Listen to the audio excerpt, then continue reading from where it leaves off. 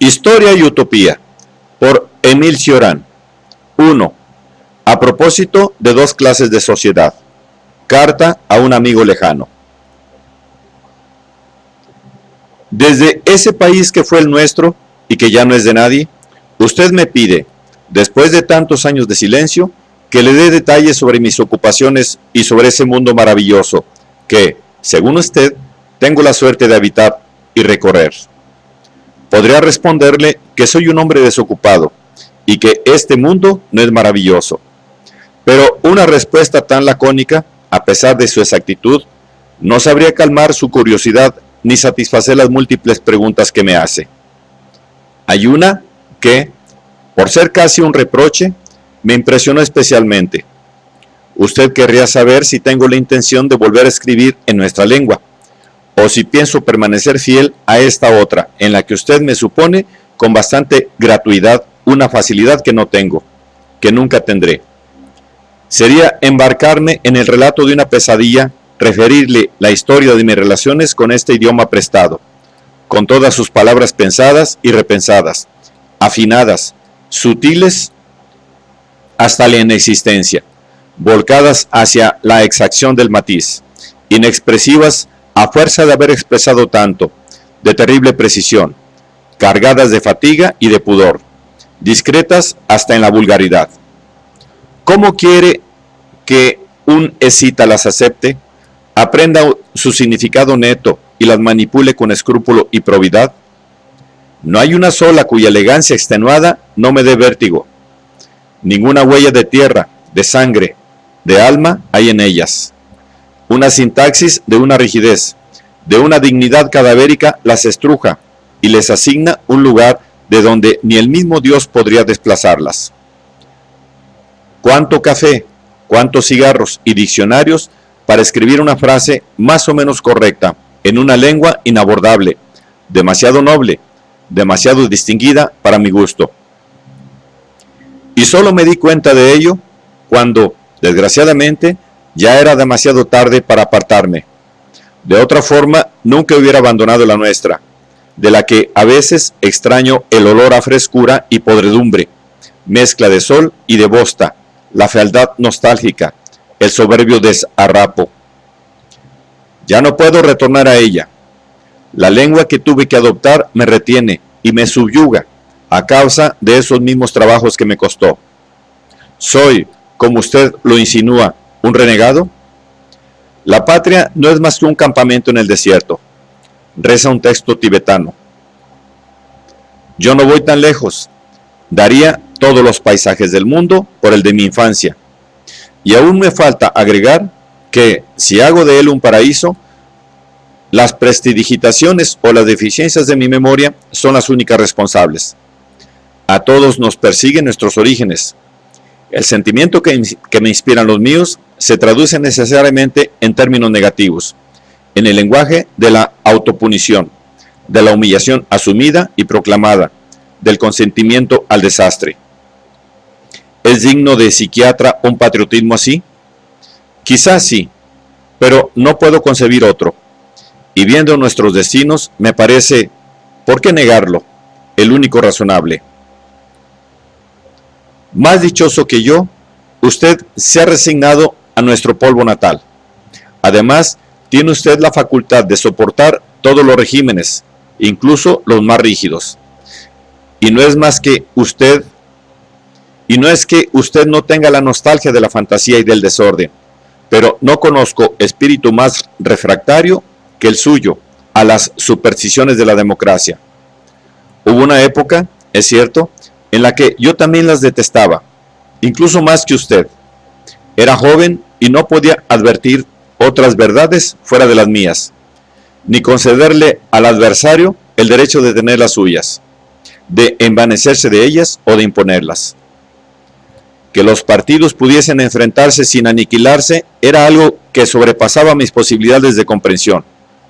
Vergüenza de la especie, símbolo de una humanidad exhausta, sin pasiones ni convicciones, incapaz de absoluto, privada de futuro, limitada en todos los sentidos, incapaz de elevarse hacia esa alta sabiduría que me enseñaba que el objeto de una discusión era pulverizar al contrincante.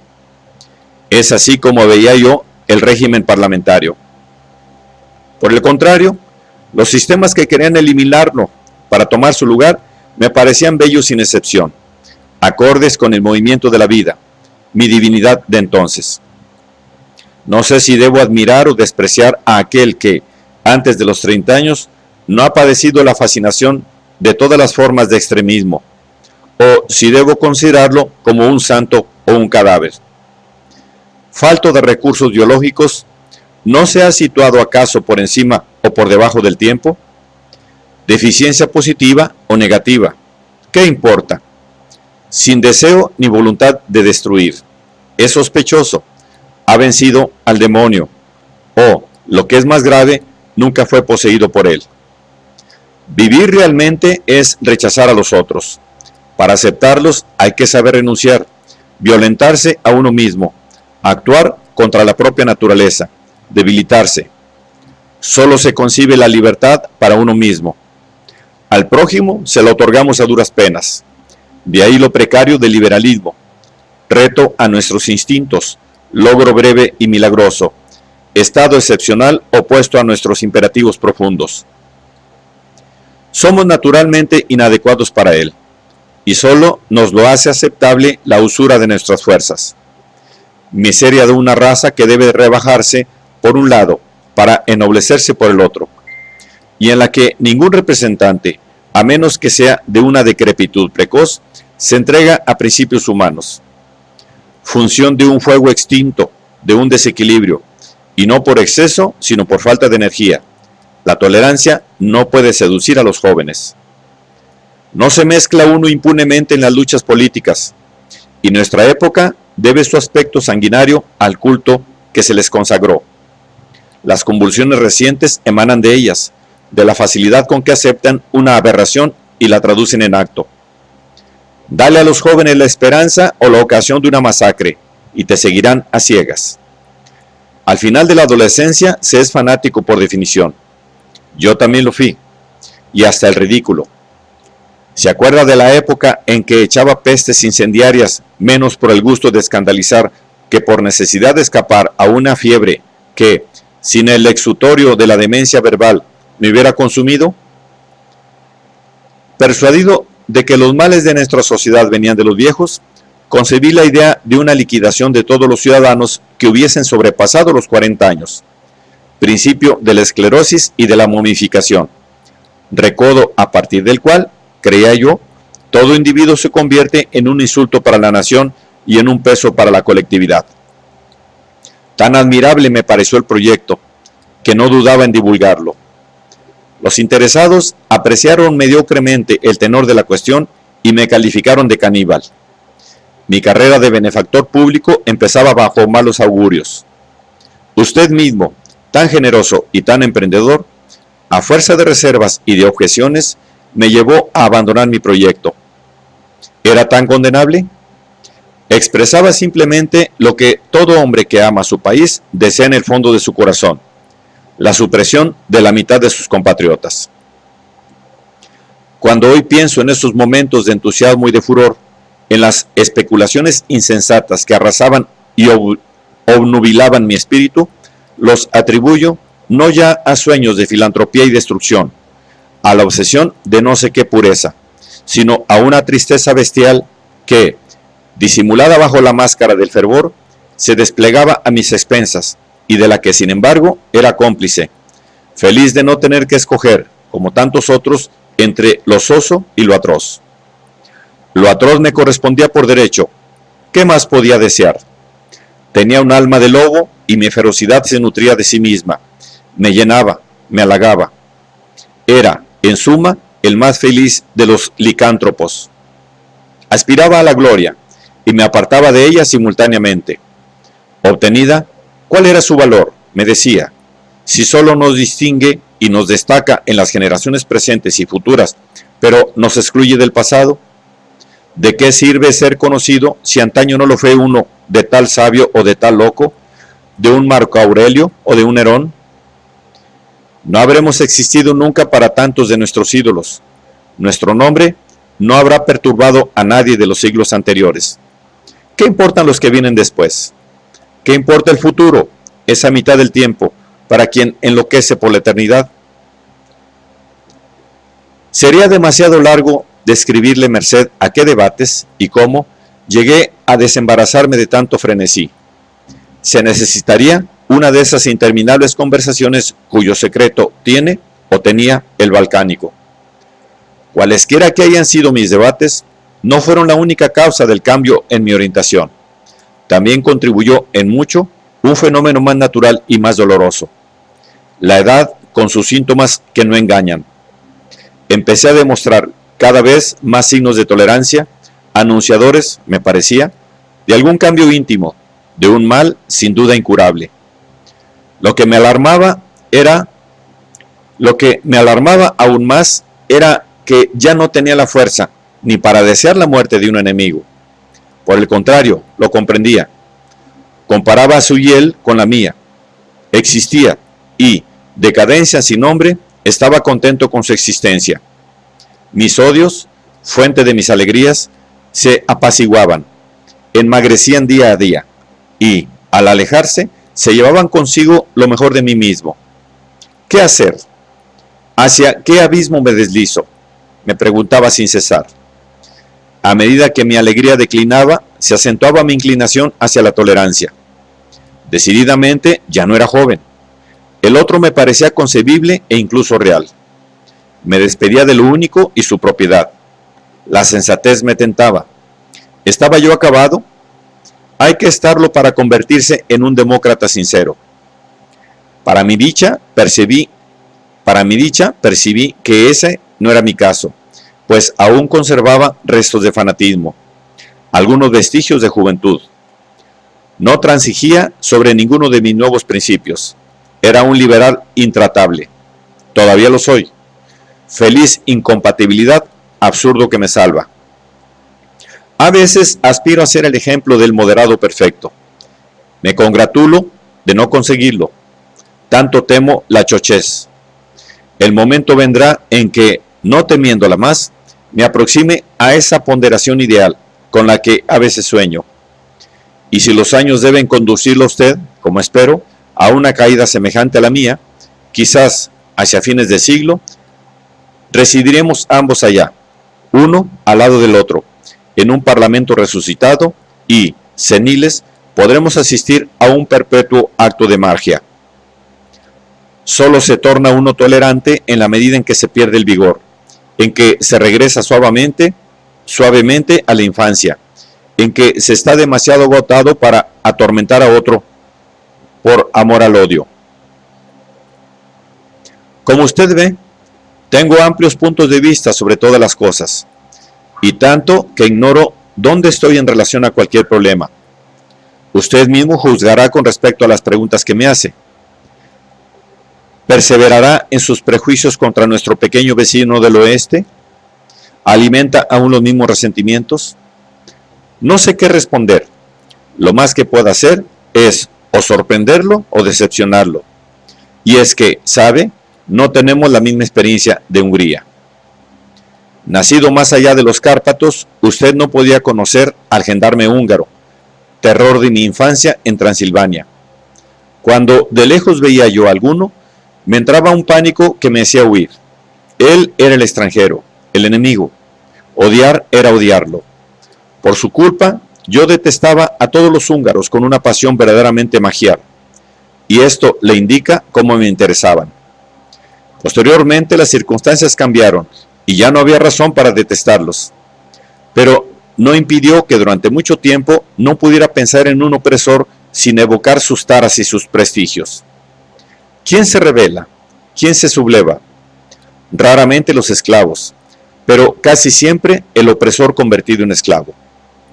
Los húngaros conocen de cerca la tiranía por haberla ejercido con una habilidad incomparable. Las minorías de la antigua monarquía podrían dar testimonio, porque supieron, en su pasado, representar bien el papel de ambos. Estaban, en nuestros días, menos dispuestos que ninguna otra nación europea a soportar la esclavitud. Si tuvieron el gusto por el mando, ¿cómo no iban a tenerlo por la libertad? orgullosos de su tradición de perseguidores, por medio del mecanismo del sojuzgamiento y la intolerancia, se sublevaron contra un régimen que ellos mismos habían reservado a otros pueblos. Pero nosotros, querido amigo, no habiendo tenido hasta ahora la suerte de ser opresores, tampoco podíamos tener la de ser rebeldes. Privados de esa doble dicha, llamamos correctamente nuestras cadenas, y haría prueba de una mala voluntad negando las virtudes de nuestra esclavitud. Aunque reconozco, sin embargo, que los excesos de nuestra modestia nos llevan hacia extremos inquietantes. Tanta cordura sobrepasa los límites. Es tan desmedida que a veces me descorazona. Envidio, lo confieso, la arrogancia de nuestros vecinos. Envidio incluso su lengua, feroz, de una belleza que nada tiene de humana, con sonoridades de otro mundo, poderosa y corrosiva, apropiada para la plegaria, para los rugidos y los lloros, salida del infierno para perpetuar su acento y su brillo. Aunque solo conozco sus palabrotas, me gusta muchísimo, no me canso de escucharla, me encanta y me hiela. Sucumbo bajo su encanto y su horror, bajo todas esas palabras de néctar y de cianuro, tan adaptadas a las exigencias de una agonía. Es en húngaro como se debería expirar, o renunciar a la muerte. Decididamente, odio cada vez menos a mis antiguos amos. Pensándolo bien, incluso en tiempos de su máximo esplendor, estuvieron solos en medio de Europa, aislados en su fiereza y en sus nostalgias, sin afinidades profundas con las otras naciones. Después de algunas incursiones en Occidente, donde pudieron exhibir y dispendiar su primitivo salvajismo, retrocedieron, conquistadores degenerados en sedentarios, hacia las orillas del Danubio para cantar, lamentarse y desgastar sus instintos. Hay entre esos unos refinados una melancolía hecha de crueldad revertida, cuyo equivalente no se encuentra en ninguna otra parte.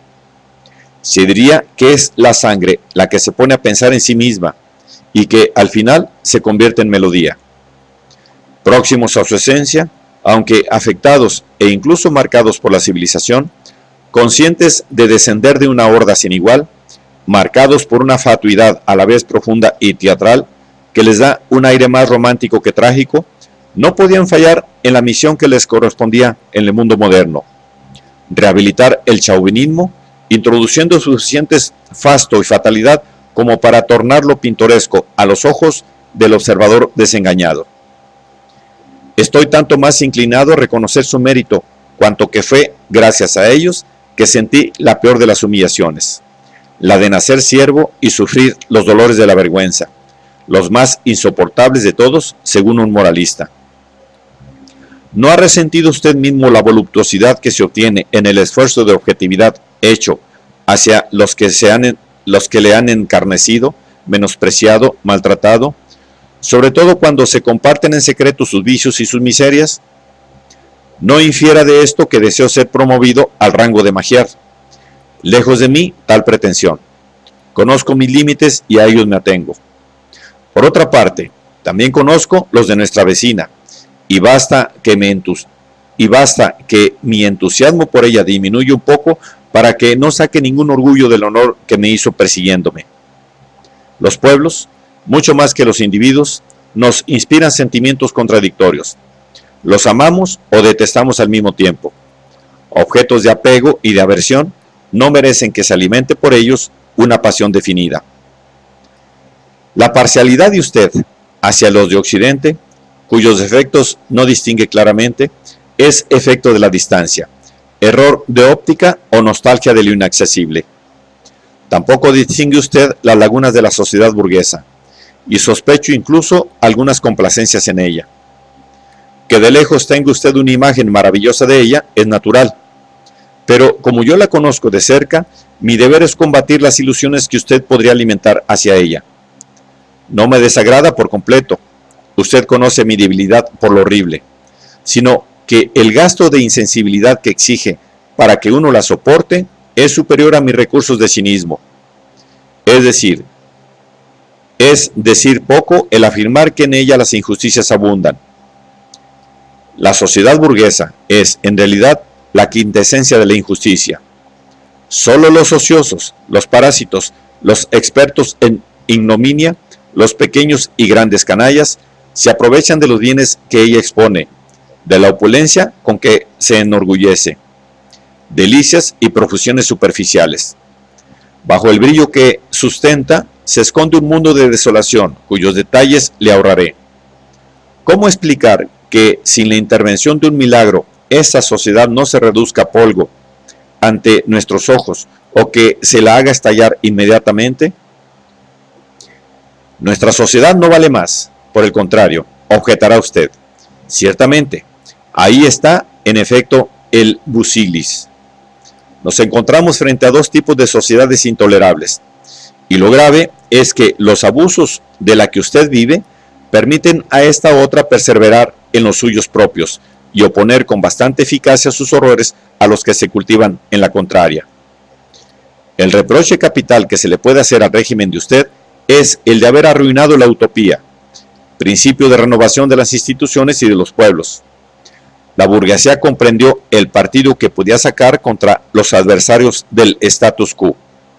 El milagro que la salva, que la preserva de una destrucción inmediata, es precisamente el fracaso del otro lado, el espectáculo de una gran idea desvirtuada, la decepción que provoca y que, al apoderarse de los espíritus, los paraliza. Decepción verdaderamente inesperada, sostén providencial del burgués, que en ella vive y de ella extrae la razón de su seguridad.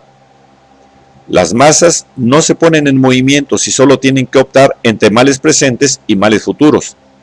Resignadas a los que ya sufren, no tienen ningún interés en arriesgarse hacia otros, desconocidos pero ciertos.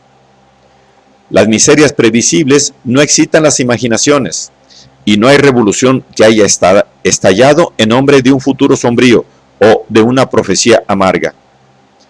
¿Quién hubiera adivinado en el siglo pasado que la nueva sociedad iba, a causa de sus vicios e iniquidades, a permitir a la antigua mantenerse e incluso consolidarse, y que lo posible, convertido en realidad, volaría en auxilio de lo finiquitado? Aquí, como allá, todos estamos en un punto muerto, igualmente menguados en esa ingenuidad en la que se elaboran las divagaciones sobre el futuro. A la larga, la vida sin utopía es irrespirable, para la multitud al menos. A riesgo de petrificarse, el mundo necesita un delirio renovado. Es la única evidencia que se desprende del análisis del presente. Mientras tanto, nuestra situación, la nuestra de aquí, no deja de ser curiosa.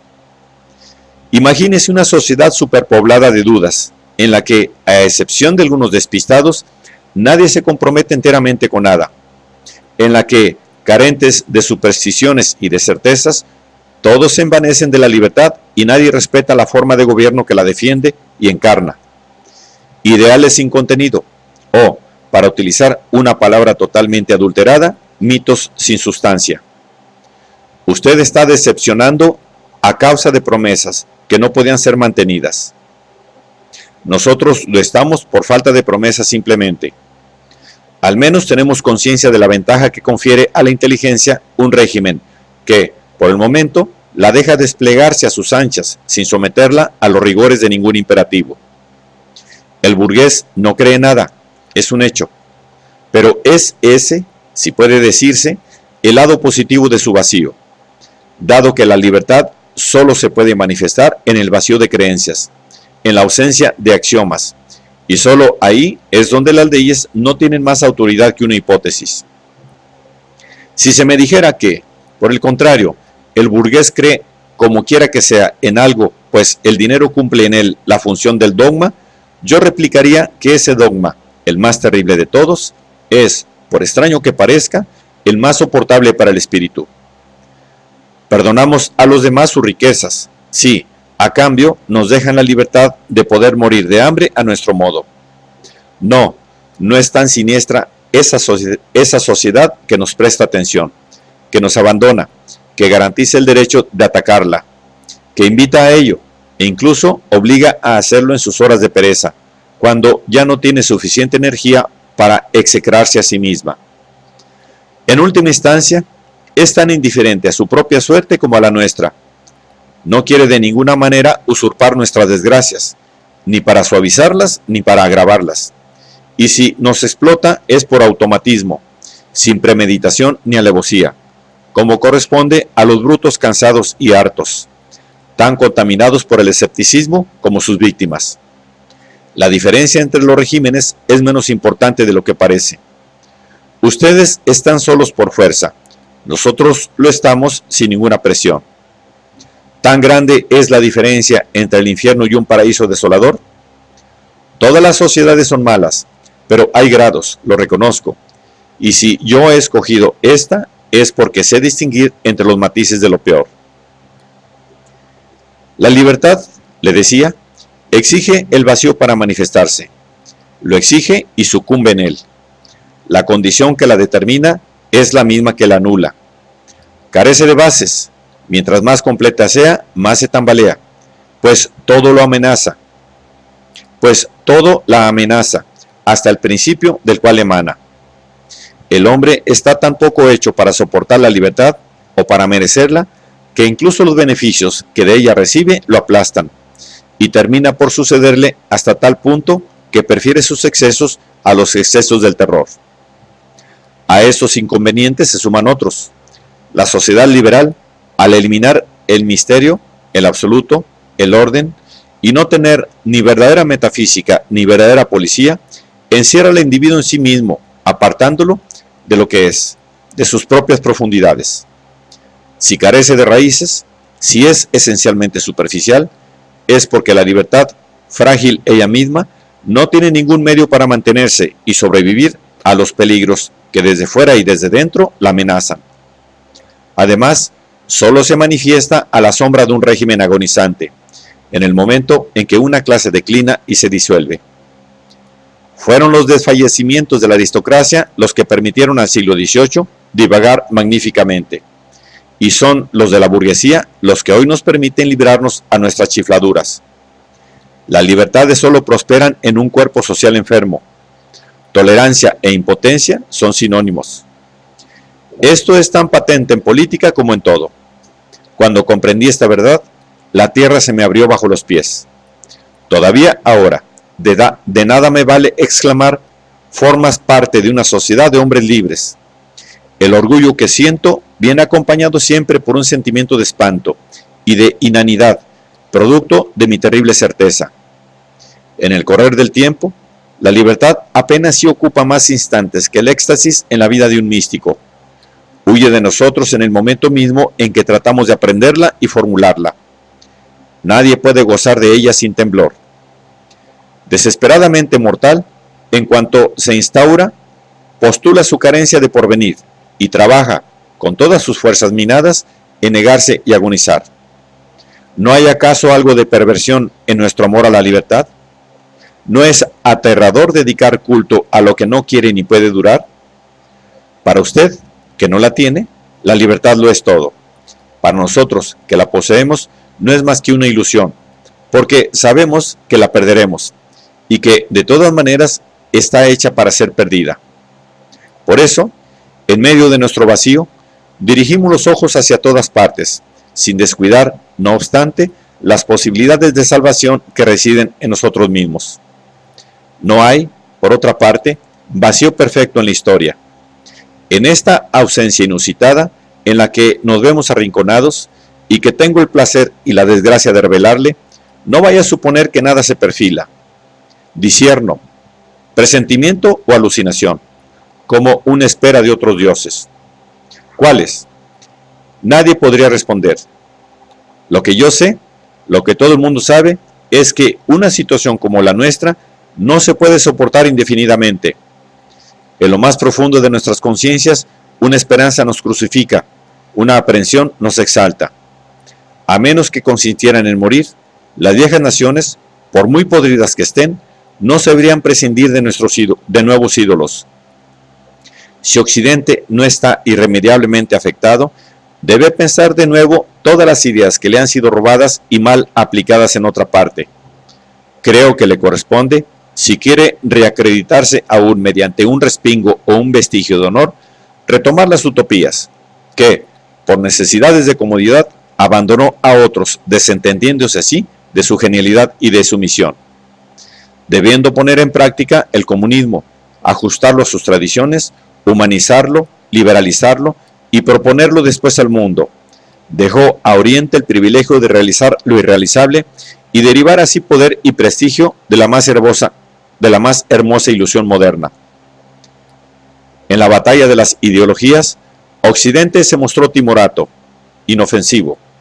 Algunos lo felicitan por ello, cuando habría que reprochárselo, pues en nuestra época no se alcanza la hegemonía sin el concurso de elevados principios mendaces, principios de que se sirven los pueblos viriles para disimular sus instintos y sus miras. Habiendo abandonado la realidad en favor de la idea en favor de la ideología, el hombre ha resbalado hacia un universo desviado, hacia un mundo de subproductos donde la ficción adquiere las virtudes de un dato primordial.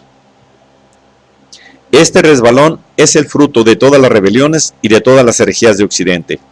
Y, no obstante, Occidente se niega a sacar las últimas consecuencias.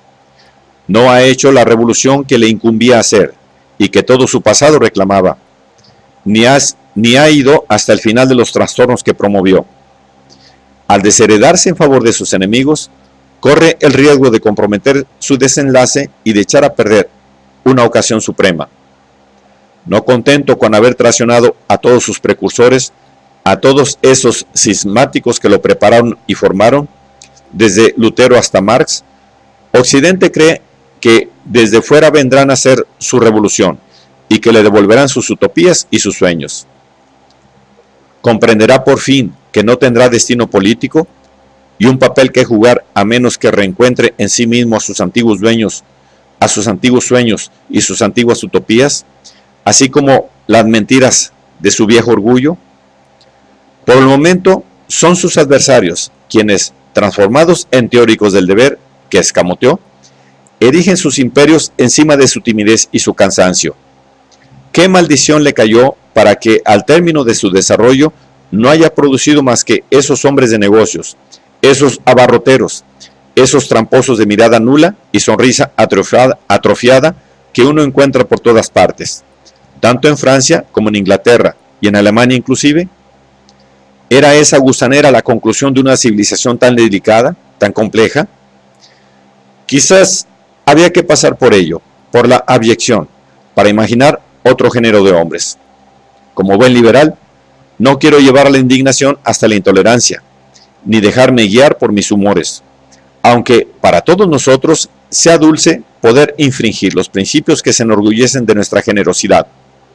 Simplemente quería yo hacerle observar a usted que este mundo, de ninguna manera maravilloso, podría serlo de alguna manera si consintiera, no tanto en abolirse, hacia lo cual se ve bastante inclinado, como en liquidar sus desechos imponiéndose tareas imposibles opuestas a ese horrible sentido común, que lo desfigura y que constituye su perdición. Los sentimientos que Occidente me inspira no son menos confusos que los que siento por mi país, por Hungría o por nuestra gran vecina, cuya indiscreta proximidad tanto usted como yo apreciamos. Lo bueno y lo malo en desmesura, que de ello pienso, las impresiones que me sugieren cuando reflexiono en su destino, ¿cómo decirlas sin caer en la inverosimilitud? De ninguna manera pretendo hacerle cambiar a usted de opinión al respecto. Solo quiero que sepa lo que representa para mí y el lugar que ocupa en mis obsesiones. Mientras más pienso en ella, más encuentro que se formó, a través de los siglos, como se forma no una nación, sino un universo, pues los momentos de su evolución participan menos de la historia que de una cosmogonía sombría, aterradora. Esos zares con portes de divinidades taradas, gigantes solicitados por la santidad y el crimen, hundidos en la plegaria y el espanto, estaban, como le están esos tiranos recientes que los han reemplazado, más cercanos a una vitalidad geológica que a la anemia humana. Déspotas que perpetúan en nuestro tiempo la savia y la corrupción originales, llevándonos ventaja a todos en sus inagotables reservas de caos. Coronados o no, les importa saltar por encima de la civilización, engullirla si es necesario. La operación estaba inscrita en su naturaleza, puesto que desde siempre tienen una obsesión: extender su supremacía sobre nuestros sueños y nuestras rebeliones, constituir un imperio tan vasto como nuestras decepciones o nuestros temores. Una nación así, requerida en los confines del globo, tanto por sus pensamientos como por sus actos, no se mide con patrones corrientes, ni se explica en términos ordinarios, en lenguaje inteligible. Haría falta la jerga de los gnósticos, enriquecida por la de la parálisis general. Sin duda, como dice de ella Rilke, colinda con Dios, desgraciadamente también con nuestro país, y pronto, en un futuro más o menos cercano, con muchos otros, no me atrevo a decir con todos los países, a pesar de las advertencias precisas a que me invita una maligna visión. Donde quiera que estemos, ya nos está tocando, si no geográficamente, sí interiormente. Estoy mejor dispuesto que cualquiera a reconocer mis deudas hacia ella. Sin sus escritores jamás habría tomado conciencia de mis llagas y del deber que tenía de entregarme a ellas. Sin ella y sin ellos, habría desperdiciado mis trances, frustrado mi desorden. Esta inclinación que me lleva a emitir un juicio imparcial sobre ella y a testimoniarle mi gratitud, temo que en este momento no sea del agrado de usted. Callo, pues, elogios fuera de lugar. Los ahogo para condenarlos a expandirse en mi interior. En la época en que nos complacíamos a comparar nuestros acuerdos y desacuerdos, usted ya me reprochaba mi manía de juzgar sin prevención y de tomarme tan a pecho lo que detesto: no tener más que sentimientos nobles, necesariamente falsos, que usted imputaba a mi incapacidad de sentir una pasión verdadera, insistiendo a la vez en el placer que me procuraban. El diagnóstico no era inexacto. Se equivocaba usted, sin embargo, en lo concerniente al placer. ¿Cree usted que es muy agradable ser idólatra y víctima del pro y del contra? ¿Un arrebatado dividido en sus arrebatos? ¿Un delirante preocupado por la objetividad? Eso implica sufrimiento. Los instintos protestan, y es a pesar de ellos y contra ellos que uno progresa hacia la irresolución absoluta, estado apenas distinto al que el lenguaje de los extáticos llama el último punto del aniquilamiento. Para conocer yo mismo el fondo de mi pensamiento sobre cualquier cosa, para decidir sobre un problema o una nimiedad, tengo que contradecir el vicio mayor de mi espíritu, esa propensión a abrazar todas las causas y a disasociarme de ellas al mismo tiempo, como un virus omnipresente, dividido entre la codicia y la saciedad, agente nefasto y benigno, tan impaciente como embotado, indeciso entre los azotes, poco hábil para adoptar uno y especializarse en él, pasando de uno a otro sin discriminación ni eficacia, chapucero fuera de serie, portador y malbaratador de incurabilidad, traidor a todos los males, a los del prójimo y a los propios.